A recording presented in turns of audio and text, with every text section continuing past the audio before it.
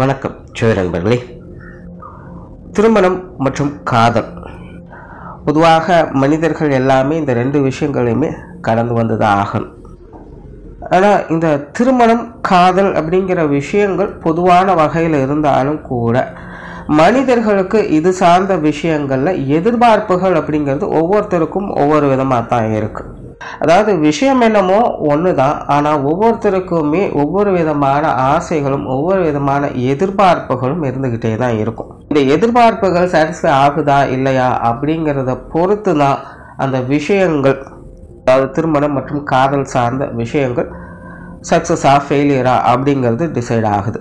So இந்த பதிவில் நம்ம எதை பற்றி பார்க்க போகிறோம்னா, ஜோதிட ரீதியாக ஒவ்வொரு ராசிக்காரங்களுக்கும் இந்த திருமண வாழ்க்கை மற்றும் காதல் சார்ந்த விஷயங்களில் அவங்களுடைய எதிர்பார்ப்புகள் எப்படி இருக்கும் மற்றும் அவங்களுக்கு அது சார்ந்த அந்த வாழ்க்கை நிலை எப்படி அமையும் அப்படிங்கிறத ஒரு ஜென்ரலான நிலைகளை பார்க்க போகிறோம். அண்ட் பார்க்கறதுக்கு முன்னாடி ஒரு சில விஷயங்களை சொல்லிடுறேன். மெயினாக எல்லாரும் கேட்கக்கூடிய ஒரு கேள்வி என்ன, ராசிக்கு பொருந்துமா லக்னத்துக்கும் பொருந்துமா அப்படிங்கிறது தான். இங்கே நான் சொல்லக்கூடிய விஷயங்கள் எல்லாமே ராசிகளை பேஸ் பண்ணி தான், அண்ட் லக்ன ரீதியாக அது ஒரு 50% பொருந்தும். நீங்கள் சொல்லப்படக்கூடிய விஷயங்கள் அனைத்துமே ராசியை பேஸ் பண்ணி தான் இருக்கும். சரிங்களா? நீங்கள் ராசியை பேஸ் பண்ணி சொல்கிறதுனால இங்கே சொல்லக்கூடிய மாதிரி தான் உங்களுடைய வாழ்க்கை நிலை இருக்கும் அப்படிங்கிறதும் கிடையாது. இது முழுக்க முழுக்க உங்களுடைய எதிர்பார்ப்புகள் மட்டும்தான். உங்களுடைய வாழ்க்கை நிலை அப்படிங்கிறது அவங்களுடைய சுய ஜாதக அடிப்படையில் தான் இருக்கும். எந்த ஒரு விஷயமாக இருந்தாலும் அது அப்படி தான் இருக்கும். இங்கே ஜென்ரலாக அவங்களுடைய ராசி நிலைகளுக்கு ஏற்ப அவங்களுடைய எதிர்பார்ப்புகள் எப்படி இருக்கும் அப்படிங்கிறதான் சொல்கிறோம். அது உங்களுக்கு பூர்த்தி ஆகுமா ஆகாதா அப்படிங்கிறதெல்லாம் அவங்களுடைய சுய ஜாதகம் மட்டும்தான் சொல்லும். அப்போ இந்த பதிவு எதுக்கு அப்படின்னு பார்த்தீங்கன்னா, இது ஒரு புரிதலுக்காக. முதல்ல அவங்களுடைய தேவைகள் நிலைகள் என்ன அப்படிங்கிறதே புரிஞ்சுக்கலாம். மேஜராக இன்றைக்கி பல பேருக்கு இருக்கக்கூடிய பிரச்சனையும் இதுவும் ஒன்று. ஏன்னா மற்றவங்க செய்கிறாங்க அப்படிங்கிறதுக்காக செய்ய வேண்டியதாக இருக்கும். அவங்களுக்கு வேணுமா இல்லையா, பிடிச்சிருக்கா இல்லையா அப்படிங்கிறத பற்றி யோசிக்காமல் மற்ற எல்லாரும் செய்கிறாங்க அப்படிங்கிறதுக்காக அவங்களும் செய்வாங்க. ஸோ அப்படியெல்லாம் இல்லாமல் நம்மளுடைய உண்மையான நிலை என்ன, தேவை என்ன அப்படிங்கிறத ஓரளவுக்கு இங்கே புரிஞ்சுக்கலாம். ஆனால் அதே மாதிரி தான் இது அவங்களை பற்றி மட்டுமில்லை, அவங்களுடைய பார்ட்னர்ஸை பற்றியும் இதே மாதிரி புரிஞ்சுக்கலாம். ஸோ அவங்களுடைய ராசி நிலைகளின்படி அவங்களுடைய எதிர்பார்ப்புகள் எப்படி இருக்கும், அவங்களுடைய தேவைகள் எப்படி இருக்கும் அப்படிங்கிறத பற்றி புரிஞ்சுக்க முடியும். ஸோ இது முழுக்க முழுக்க மன ரீதியான ஒரு புரிதலுக்கான பதிவு தான். ஏன்னா திருமணமாகட்டும் காதல் விஷயங்களாகட்டும் இது ரெண்டுமே பார்த்திங்கன்னா இரு மனங்கள் சங்கமிக்கக்கூடிய இடம். ஸோ இது முழுக்க முழுக்க அவரவர்களுடைய மனம் சார்ந்த எதிர்பார்ப்புகளை தான் பிரதிபலிக்கும். மனசு திருப்தி அடைஞ்சிருச்சு அப்படின்னா எல்லாமே திருப்தி அடைஞ்சிரும் அப்படின்னு சித்தர்களே சொல்லியிருக்காங்க. அது நிதர்சனமான உண்மையும் கூட. இன்றைய காலகட்டங்களில் ஏகப்பட்ட பிரிவினைகளுக்கு முக்கிய காரணமே இந்த மனம் ஒத்து வரலை அப்படிங்கிறது தானே. மனம் ஏன் ஒத்து வரலைன்னா மன ரீதியான புரிதல்கள் இல்லை அப்படிங்கிறதுனால தான். அவங்க என்ன எதிர்பார்க்குறாங்க நம்மளும் யோசிக்கிறதில்ல, நம்ம என்ன எதிர்பார்க்குறோன்னு அவங்களும் யோசிக்கிறதில்ல, ஏன்னா தெரியறதில்லை. இதுதான் விஷயம். இந்த பதிவினுடைய நோக்கம் ராசி ரீதியாக அவங்களுடைய அதிகபட்சமான எதிர்பார்ப்புகள் எப்படி இருக்கும் அப்படிங்கிறத பற்றி தான் சொல்லும்.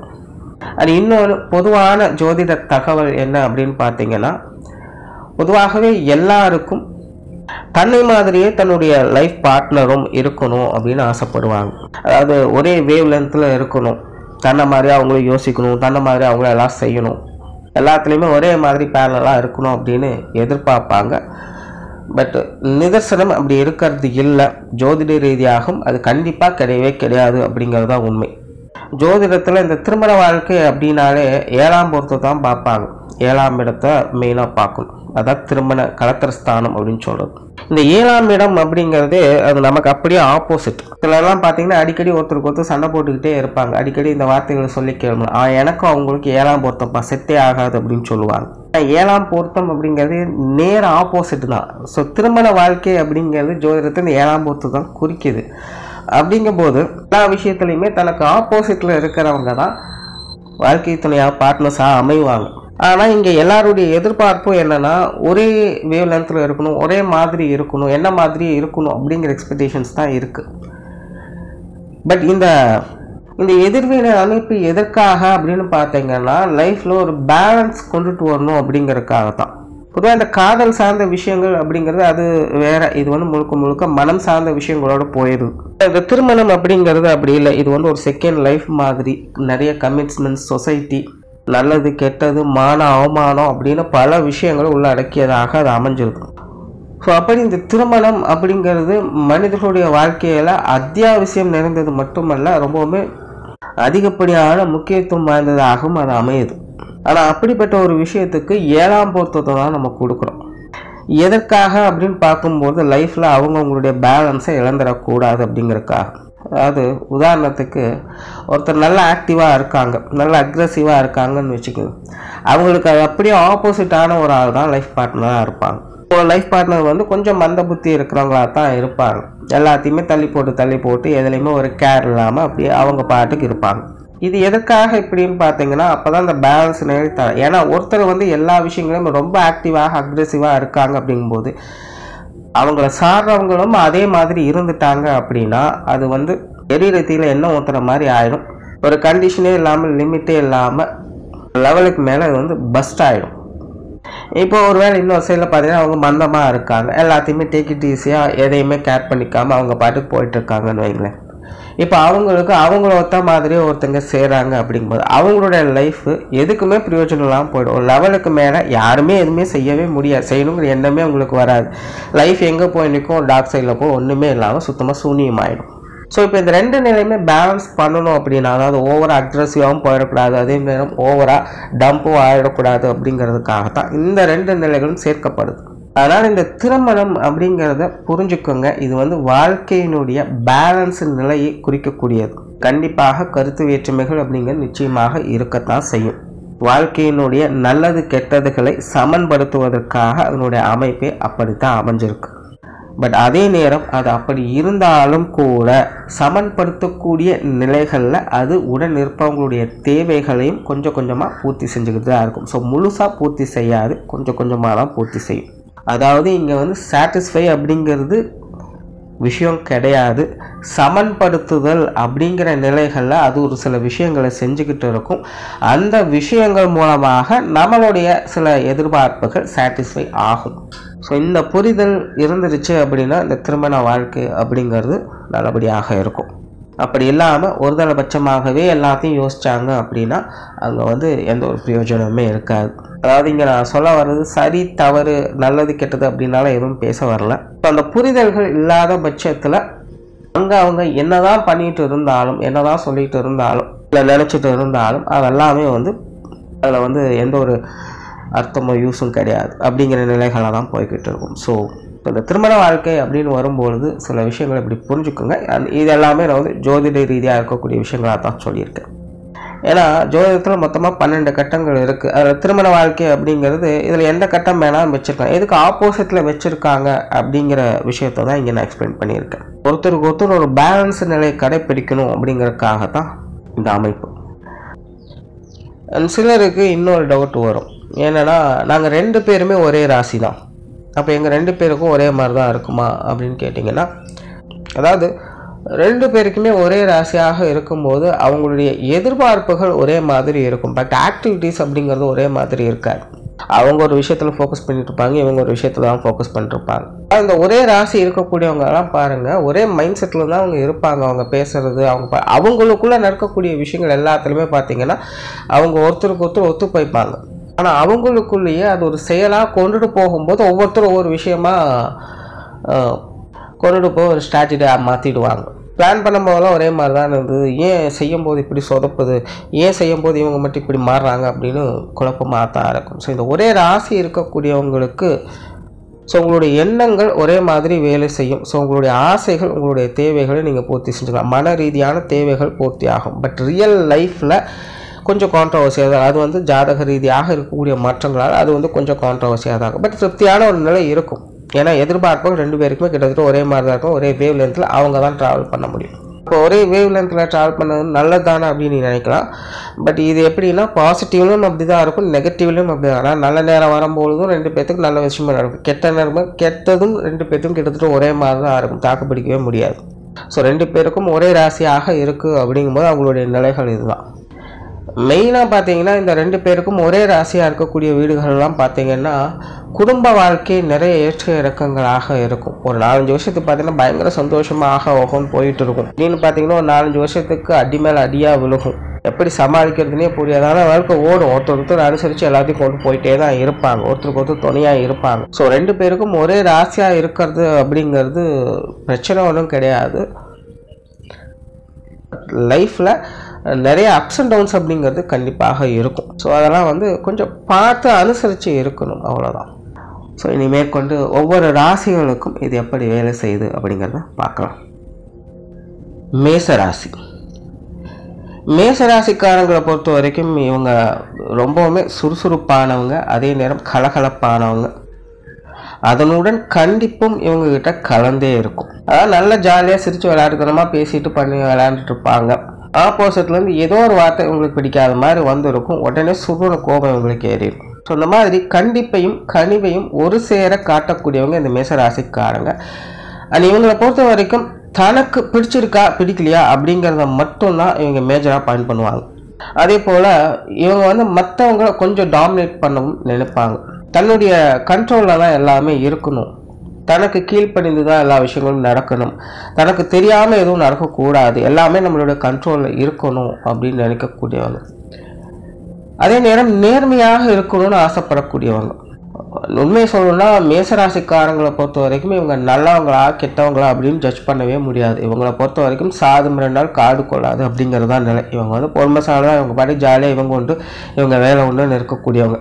தன்னுடைய தேவை என்ன, தன்னுடைய வாழ்க்கையை எப்படி வளமாக்கிக்கணும் அப்படிங்கிறத தீவிரமாக இவங்க பாட்டிக்கு இவங்களுடைய ரூட்டு போட்டு அதில் போயிட்டே இருப்பாங்க. ஆனால் மற்றவங்களால இவங்களுக்கு டிஸ்டர்பன்ஸ் வருது அப்படின்னா அது இவங்களால ஏற்றுக்கவும் முடியாது, பொறுத்துக்கவும் முடியாது. அப்போல்லாம் இவங்க எரிமலையாக இவங்க குமுறத்தான் செய்வாங்க.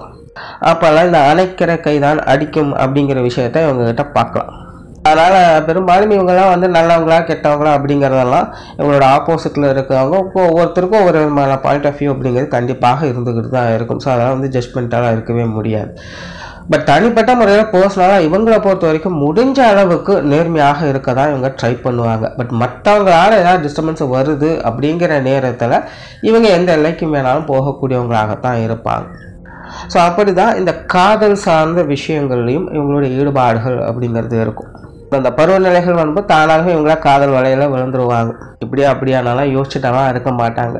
எனக்கு அது தேவையான அந்த விஷயத்தை நோக்கி போகிறேன் அப்படின்னு போயிடுவாங்க. ஸோ மேசராசிக்காரங்களுடைய பருவ வாழ்க்கையில் கண்டிப்பாக காதல் அப்படிங்கிறது நிச்சயமாக இருந்தே தீரும்.